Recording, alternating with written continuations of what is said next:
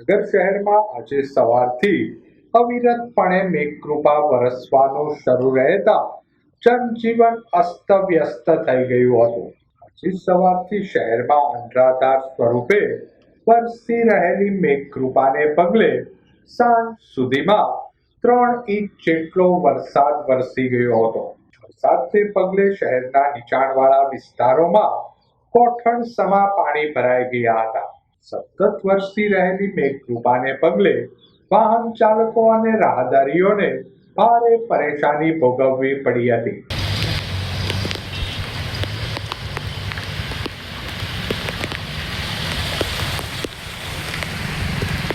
ભાવનગર શહેર જિલ્લામાં સાર્વત્રિક મેઘકૃપા વરસતા વાતાવરણમાં ઠંડક પ્રસરી વળી હતી.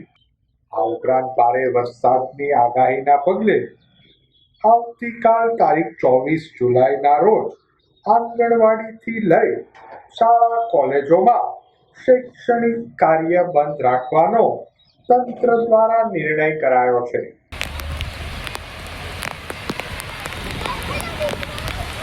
હાલીને આપણે લઈ આવીએ.